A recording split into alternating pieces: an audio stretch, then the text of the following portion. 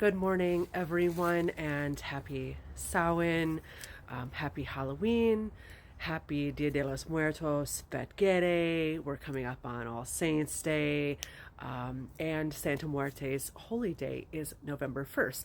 So we really have a week long full of beautiful celebrations. Typically, I think somebody that you know participates in one of these beautiful holidays. So, um, I have Vetgere is very personal to me, so I do participate in that. Um, but I offer a service that is beginning tonight that is an ancestral and spirit guide communication service. And it's really for anyone that celebrates this time of year, no matter what it is. Um, all of the beliefs and all of the traditions and holidays at this time really all geared towards one thing, and that is the thinning of the veil and honoring those who have passed before us. So we are here this week to celebrate and honor the guides we know, the guides that we don't know, the recently passed, and those who passed long ago that maybe we are starting to forget or have been forgotten in our family. So this is a really beautiful evening, and I'm going to share with you a few things that I do to start celebrating. So one thing that I like to do is, if you have accessibility and it's something that you're comfortable with, it's very traditional to go clean graveyard stones. So you can go to a cemetery. Often there's vandalism. If there are small stones that you could safely pick back up and stand upright without harming yourself, that is a wonderful thing to do. I like to take a broom and some cloths and kind of clean them up and leave offerings of coins and small 4-inch candles on them so they burn out quickly. I do this. I live right next to a cemetery. It's actually right to my right now. Let's see if maybe you can get a little view. The sun was shining there, so but you can see that's where I'll be spending a lot of time today.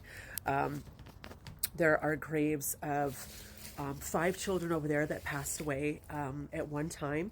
I'm sure it was either an accident or very bad illness, but I work with those children, and I'll be going over there and taking them some small toys and candies today. Another thing you can do is to hold what's traditionally called a dumb supper. So that is where you sit in silence and you make a meal. You offer the first portions of that meal. Now this should be done on a at least monthly basis, in my opinion. You can do it weekly also, but offer the first portions of your meal to your guides and your ancestors, even your deities. If this is something you're not accustomed to, you are missing out on a great way to build a relationship and receive communication and connection from your spirit guides. A lot of people ask me where they can start with building an altar or starting to communicate with their ancestors and their guides and their deities. And offerings is the absolute first thing that you are going to do. This is what I acclimated to. If you have a new neighbor move into your neighborhood, what do? You take over a casserole or a lasagna or a pot of soup that you made or a loaf of bread that you made, right? Because you want to welcome them in, you want to establish connection, you want to open the line of communication. It's the exact same thing for your ancestors and your guides. So make sure that you are leaving the first portions of your meal out in respect and honor for your guides, ancestors, and deities. So the dumb supper works like this. You offer the first portion, you make them their own plate, and then you sit in silence as you eat with your family. And this is out of honor and reverence. You can set the plate outside after you're done to be returned to the earth. You may have some animals that come. You may have some insects that come. That's okay. That is all a part of returning things to the earth, right? So don't worry about any of that. You can set it a little bit away from your property if you want to. But that is the idea, is to let it return naturally to the earth and be consumed by other spirits. I'll be heading out today and getting some more fresh flowers. I have a bunch of fresh marigolds, which are common for representation and honor of the dead. Sunflowers are also a great flower for this time of year in honor. White roses, really any type of candle, but traditionally kind of white and black candles are used. This is just a really, really wonderful time to really put time into your altar.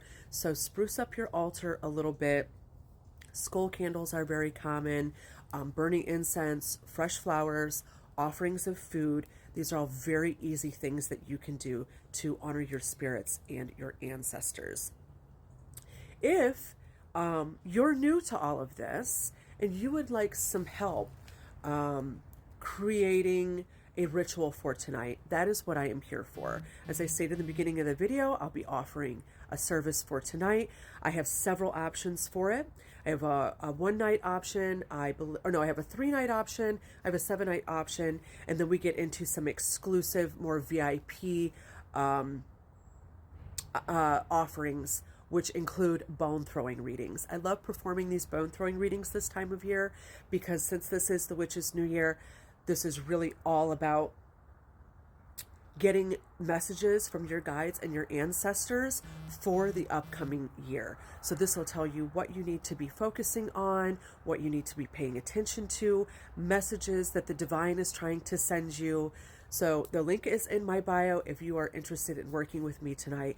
I create a big, beautiful altar. You can type your petition out for the upcoming new year, and you can also send me the names of your honored deceased. So send me the names of your loved ones that you would like to honor, and this is a beautiful ceremony to receive connection, communication, messages, and insight into the next year. One more thing you can do, if you have items from people who have passed in your families, such as maybe a pocket watch or a piece of jewelry or a vase or a piece of clothing or a tablecloth, this is when you would want to use those objects and create an altar around them to try to establish connection with that person that has passed. Burning incense with myrrh, mugwort, artemisia, any herbs that create, that help the thinning of the veil and create communication. We don't use frankincense and we don't use salt today. The food for dumb supper, I should have said this already. The food for your dumb supper cannot be salted. We do not use white sage. We do not use frankincense. These items ban spirits, okay? They remove spirits from our home. So that is not what we want to focus on tonight. So no salt, no frankincense, no sage. You want to create a welcoming environment, so you can look up any herbs that will help you with communication and creating a welcoming, open environment for your deities, your ancestors, and your spirit guides to come in. I hope you have a beautiful celebration tonight, and I hope that you receive the messages and the insight that you are looking for. And remember, make sure to register for my service tonight.